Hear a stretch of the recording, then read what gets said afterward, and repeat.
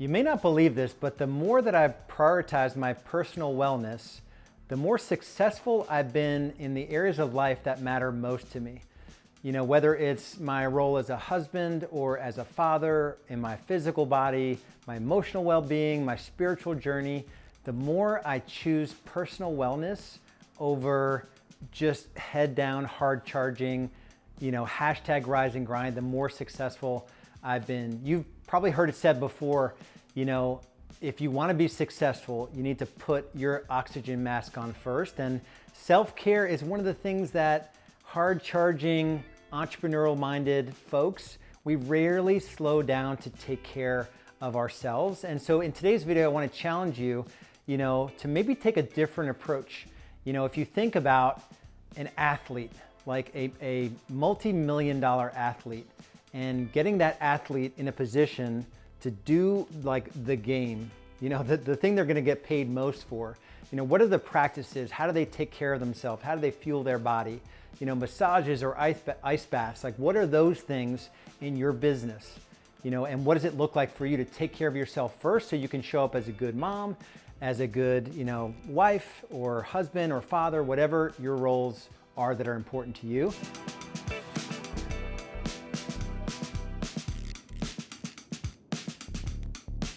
When I look back on my journey, and this is my second business, so Real Estate B-School is my second business. My real estate team was my first business. It took me about 5 years to build the real estate team to a $3 million business that runs like clockwork without me messing with it one day a week. I've done pretty much the same thing in this business where this is kind of all I get to do is the podcast and these videos. And this is how I can add value in this world and minimize the amount of hours that I work. And still, we have a multi-million-dollar business in Real Estate B-School.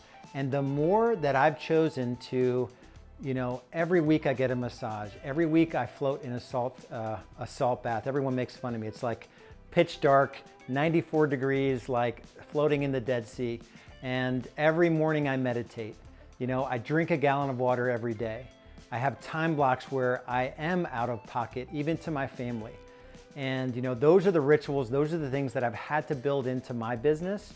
And the more I do that, the more I have the energy just to kick butt during the day, in the hours I choose to put into my business, the more energy I have at the end of the day to show up and engage with my kids. And at the end of the night, that 8, 9 p.m. where most folks are barely, even breathing at that point, and the only thing they have the energy to do is click the on button on the remote control, I'm able to engage with my wife in a way where she feels loved and we can have that special time and I can actually have the energy to be there and be fully present with her and not be drawn to just check out and sort of numb out.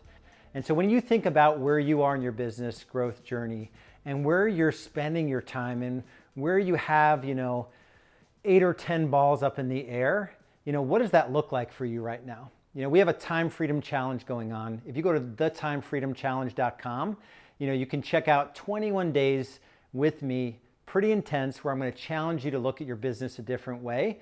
If you love the video, please hit the like button. Make sure you subscribe to the channel, turn on notifications, and make sure you leave comments. It keeps me going, keeps me engaged. I don't even care if you disagree with what I'm saying. As long as it's constructive and it's PG-13, leave a comment.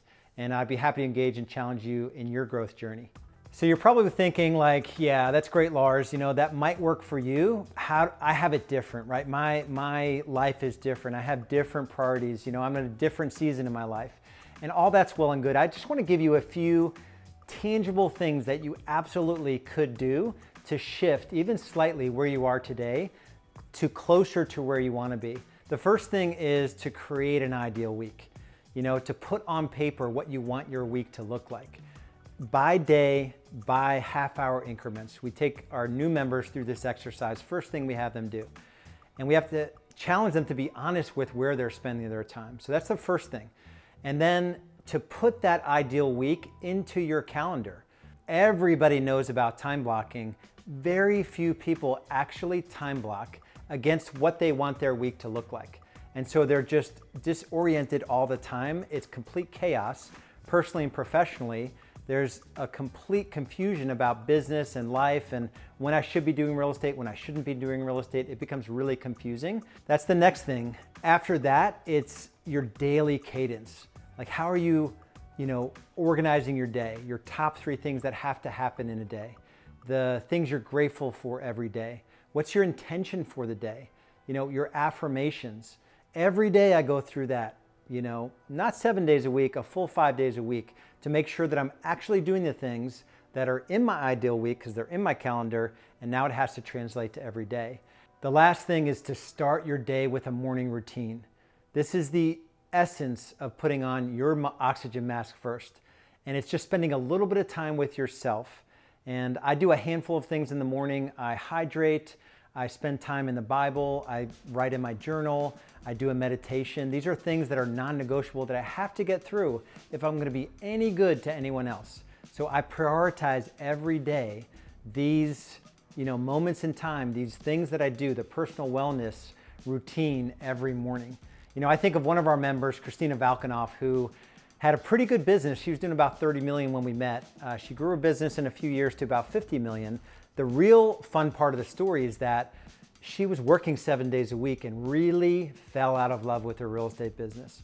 And even though we were able to grow her business, we took her from 7 days a week to 4 days a week. I challenged her to take a clarity break once a week. A clarity break, as I explained it, she misinterpreted it. A clarity break is 90 minutes where technology free, you're just writing in a journal what's working, what's not working in the areas of life that matter to her.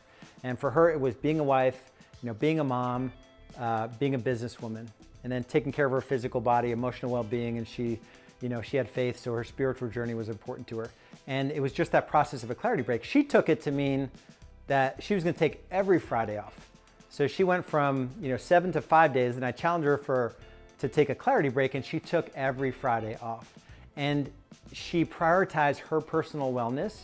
She wasn't gonna work evenings anymore. So it was Monday through Thursday, no evenings, no weekends, Fridays off. She went from 30 million to 50 million when she prioritized her personal wellness. And you could do the same thing in your business. So those are just some tactical ways that you can go about, bridging the gap from where you are today to where you wanna be. I appreciate you being here. As I said, the timefreedomchallenge.com.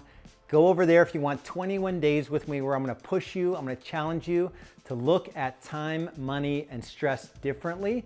And if you love the content, hit the like button, subscribe to the channel, turn on notifications, and make sure you are active in terms of leaving comments so I can interact with you. And we'll see you next time.